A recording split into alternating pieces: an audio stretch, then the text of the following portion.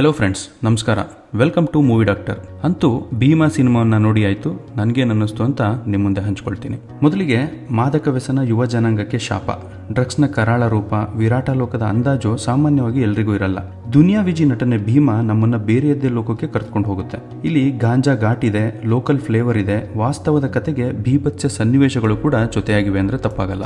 ಏನೇ PAN India ಭರಾಟೆ ಇದ್ರೂ ಪಕ್ಕಾ ಲೋಕಲ್ ಕಂಟೆಂಟ್ಗೆ ಇನ್ನೂ ಆಯಸ್ಸಿದೆ ಅನ್ನೋದಕ್ಕೆ ಕೆಲವು ಚಿತ್ರಗಳು ಆಗಾಗ್ಗೆ ಅದನ್ನ ಪ್ರೂವ್ ಮಾಡ್ತಾ ಇರ್ತವೆ. ಬೆಂಗಳೂರಿನ ಗಲ್ಲಿ ಗಲ್ಲಿ ಕಿರಿಕೋ, ಅಂಡರ್ವರ್ಲ್ಡ್ ರೌಡಿಸಮ್, ಗನ್ನು, ಲಾಂಗೋ ಇನ್ನೂ ಕನ್ನಡ ಚಿತ್ರಗಳಿಗೆ ಸರಕಾಗ್ತಲೇ ಇದಾವೆ. ಅದು ಗಟ್ಟಿಯಾಗಿ ಕಟ್ಟಿಕೊಡುವಷ್ಟು ದಿನ ಹಳ್ತಾಗಲ್ಲ ಅನ್ನೋದು ನನ್ನ ಅಭಿಪ್ರಾಯ. ಮೊದಲಿಗೆ ಪ್ರೇಮ್, PN ಸತ್ಯ, ನಂತರ ಸೂರಿ ಅದನ್ನ ತಮ್ಮದೇ ಆದ ರೀತಿಯಲ್ಲಿ ಹೇಳ್ತಾ ಬಂದಿದ್ರು. ಈಗ ಇದನ್ನ ವಿಜಿ ಮುಂದುವರ್ಸ್ಕೊಂಡು ಬಂದಿದ್ದಾರೆ ಅಂತ ಹೇಳ್ಬೋದು. ಮೊದಲಿಗೆ ಭೀಮನ ಕತೆ ಬಗ್ಗೆ ನೋಡೋದಾದ್ರೆ, JC ರಸ್ತೆ ಪಕ್ಕ ಗ್ಯಾರೇಜ್ ಒಂದರ ಸುತ್ತಮುತ್ತ ನಡೆಯುವ ಕತೆ ಇದು. ಮೆಕ್ಯಾನಿಕ್ ಜಾವ ರಾಮಣ್ಣ ಅಂದ್ರೆ ಅಚ್ಯುತ್ ಕುಮಾರ್, ಈತನ ಗ್ಯಾರೇಜ್ ಅಲ್ಲಿ ಕೆಲಸ ಮಾಡಿಕೊಂಡಿದ್ದ ಡ್ರ್ಯಾಗನ್ ಮಂಜು ಗಾಂಜಾ ಸಪ್ಲೈಯರ್ ಆಗಿ ಇಡೀ ಏರಿಯಾ ಹುಡುಗರನ್ನ ನಶೆಯಲ್ಲಿ ತೇಲಿಸ್ತಿರ್ತಾನೆ. ಅದೇ ನಶೆಯಲ್ಲಿ ಮುಳುಗಿ ರಾಮಣ್ಣನ ಮಗ ಕೂಡ ಸಾಯ್ತಾನೆ. ಆಗ ಗ್ಯಾರೇಜ್ ಇಂದ ಮಂಜು ದೂರ ಆಗ್ತಾನೆ. ಅದೇ ಗ್ಯಾರೇಜ್ಗೆ ಅನಾಥ ಹುಡುಗ ಭೀಮಾ ಎಂಟ್ರಿ ಆಗ್ತಾನೆ. ರಾಮಣ್ಣನ ಗ್ಯಾರೇಜ್ ಗಾಂಜಾ ದಂಧೆ ಕಾರಣಕ್ಕೆ ಕೆಟ್ಟ ಹೆಸರನ್ನ ಪಡ್ಕೊಂಡಿರುತ್ತೆ. ಆ ಕೆಟ್ಟ ಹೆಸರನ್ನ ಅಳಿಸಲು ಭೀಮಾ ಪಣ ತೊಡ್ತಾನೆ.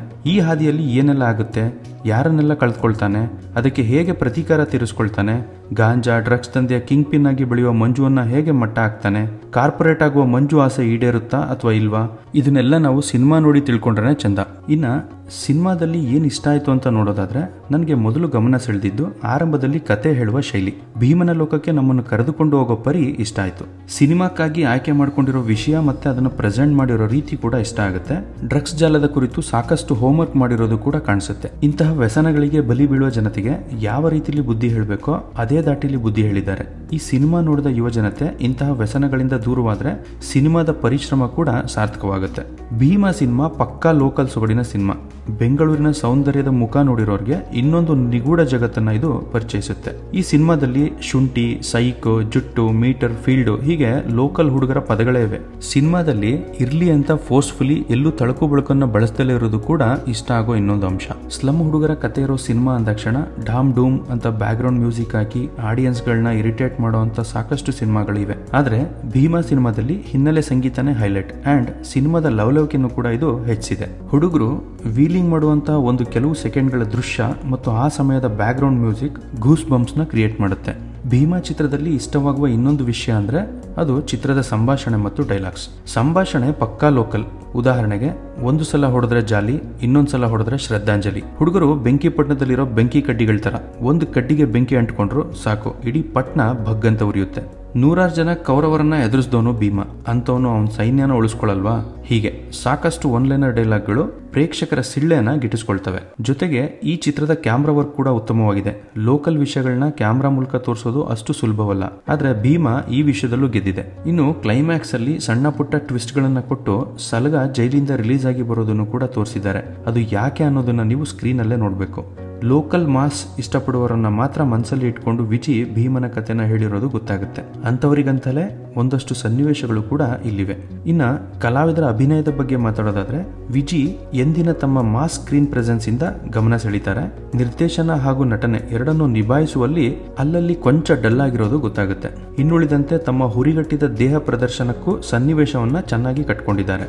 ರಂಗಭೂಮಿ ಪ್ರತಿಭೆ ಅಶ್ವಿನಿ ನಾಯಕಿಯಾಗಿ ಕ್ಯಾಮ್ರಾಗೆ ಇನ್ನು ಸ್ವಲ್ಪ ಹೊಂದ್ಕೊಳ್ಬೇಕಿತ್ತು. ಖಡಕ್ ಪೊಲೀಸ್ ಆಫೀಸರ್ ಗಿರಿಜಾ ಪಾತ್ರಕ್ಕೆ ಪ್ರಿಯಾ ಶಟಮರ್ಷಣ ಹೆಚ್ಚು ಅಬ್ಬರಿಸಿದ್ದಾರೆ ಅಂತಾನೆ ಹೇಳ್ಬೋದು. ಇನ್ನುಳಿದಂತೆ ಭೀಮನನ್ನು ಸಾಕಿ ಬೆಳೆಸಿದ ತಂದೆ ಹಾಗೂ ತಾಯಿ ಪಾತ್ರದಲ್ಲಿ ಅಚ್ಯುತ್ ಕುಮಾರ್ ಅಂಡ್ ಕಲ್ಯಾಣಿ, ಸಹೋದರನಾಗಿ ಗೋಪಾಲ್ ದೇಶಪಾಂಡೆ ತಮ್ಮ ಪಾತ್ರಗಳಿಗೆ ನ್ಯಾಯವನ್ನ ಒದಗಿಸಿದ್ದಾರೆ.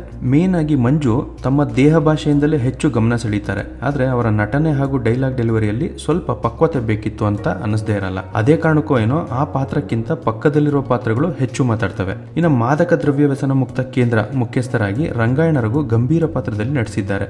ಬಹುಶಃ ಸ್ವಲ್ಪವೂ ಪ್ರೇಕ್ಷಕರನ್ನು ನಗಿಸದೆ ಸಂಪೂರ್ಣವಾಗಿ ಗಂಭೀರವಾದ ಪಾತ್ರ ಮಾಡಿದ ಚಿತ್ರ ಇದೇ ಇರಬಹುದು. ಇನ್ನ ಟೆಕ್ನಿಷಿಯನ್ಸ್ ಬಗ್ಗೆ ಮಾತಾಡೋದಾದ್ರೆ, ಕ್ಯಾಮರಾಮನ್ ಶಿವಸೇನಾ ಕಲಾಸಿಪಾಳ್ಯ JC ನಗರದ ಸಂಧಿಗೊಂದಿಗಳನ್ನ ಚೆನ್ನಾಗಿ ಸೆರೆ ಹಿಡಿದಿದ್ದಾರೆ. ಅಪಾಯಕಾರಿ ಬೈಕ್ ವೀಲಿಂಗ್ ಸನ್ನಿವೇಶವನ್ನು ಕೂಡ ಚೆನ್ನಾಗಿ ಕಟ್ಕೊಟ್ಟಿದ್ದಾರೆ. ಇನ್ನು ಇಡೀ ಚಿತ್ರದ ಜೀವಾಳ ಚರಣ್ ರಾಜ್ ಅವರ ಮ್ಯೂಸಿಕ್. ಇವರು ಹಾಡುಗಳು ಮಾತ್ರವಲ್ಲದೆ ಚಿತ್ರದ ಸಾಕಷ್ಟು ಸನ್ನಿವೇಶಗಳನ್ನು ತನ್ನ ಬ್ಯಾಕ್ ಗ್ರೌಂಡ್ ಮ್ಯೂಸಿಕ್ ಕೈಚಳಕದಿಂದ ಆ ಸೀನ್ಸ್ ಗಳನ್ನ ಎಲಿವೇಟ್ ಮಾಡಿದ್ದಾರೆ ಅಂತಾನೆ ಹೇಳ್ಬೋದು. ಮಾಸ್ತಿ ಅವರ ಸಂಭಾಷಣೆ ಚೆನ್ನಾಗಿದೆ, ಆದ್ರೆ ಅವ್ಯಾಚ್ಯ ಪದಗಳ ನಡುವೆ ಅವರ ತೂಕದ ಸಾಲುಗಳು ನೆನಪಿನಲ್ಲಿ ಉಳಿಯಲ್ಲ. ಇನ್ನು ಚಿತ್ರದಲ್ಲಿ ಇಷ್ಟವಾಗದ ಅಂಶಗಳ ಬಗ್ಗೆ ನೋಡೋದಾದ್ರೆ, ಸಿನಿಮಾದಲ್ಲಿ ಕೆಲವೊಂದು ಕಡೆ ಕ್ರೌರ್ಯ ತಾಂಡವವಾಡಿದೆ. ಇಷ್ಟೊಂದು ರಕ್ತಸಿಕ್ತವಾಗಿ ಸಿನಿಮಾವನ್ನ ಪ್ರೆಸೆಂಟ್ ಮಾಡೋ ಅವಶ್ಯಕತೆ ಇತ್ತಾ ಅಂತನೂ ಅಲ್ಲಲ್ಲಿ ನಮಗೆ ಪ್ರಶ್ನೆ ಮೂಡಬಹುದು. ಚಿತ್ರದ ಕೊನೆ ಕೆಲವು ದೃಶ್ಯಗಳಲ್ಲಿ ಆಕ್ಷನ್ ಇಷ್ಟವಾಗುವಂತೆ ಇದ್ರೂ ಕೆಲವು ಕ್ರೌರ್ಯದ ಸೀನ್ ಬಂದಾಗ ಕಣ್ಣು ಮುಚ್ಕೊಳ್ಬೇಕು ಅನ್ಸುತ್ತೆ. ಮೊದಲಿಗೆ ದುನಿಯಾ ವಿಜಯ್ಗೆ ಚೆನ್ನಾಗಿ ಹೊಡೆಯೋದು, ಭೀಮಕಾಯದ ಡ್ರ್ಯಾಗನ್ ಕಡೆಯಿಂದ ಅಪ್ಪಚ್ಚಿ ಆಗುವಂತೆ ಹೊಡೆಸ್ಕೊಳ್ಳೋದು, ಬಳಿಕ ಎದ್ದು ಬಂದು ವಿಲನ್ ಅನ್ನ ಹೊಡೆಯೋದು. ಇಂತಹ ದೃಶ್ಯಗಳು ನಮಗೆ ಅಸಹಜ ಅನಿಸ್ತವೆ. ಡ್ರ್ಯಾಗನ್ ಮಂಜು ಹೊಡೆದ ಪೆಟ್ಟು ನೋಡಿದ್ರೆ ಎದ್ದೇಳೋದು ಕಷ್ಟ. ರಕ್ತದ ಮುದ್ದೆಯೇ ಎದ್ದು ನಿಂತು ಫೈಟ್ ಮಾಡೋ ರೀತಿ ಕಾಣಿಸುತ್ತೆ. ಒಟ್ಟಾರೆ ಸಿನಿಮಾ ಹೇಗಿದೆ ಅಂತ ನೋಡೋದಾದ್ರೆ, ಭೀಮ ದುನಿಯಾ ವಿಜಯ್ ಅವರ ಕೆರಿಯರ್ನ ಅತ್ಯುತ್ತಮ ಸಿನಿಮಾ ಅಂತ ಅನ್ಬೋದು. ಅಮಲು ಹಿಡಿಸಿ ಅಮಲು ಬಿಡಿಸೋ ಭೀಮ ಇದು ಅಂದ್ರೂ ತಪ್ಪಾಗಲ್ಲ.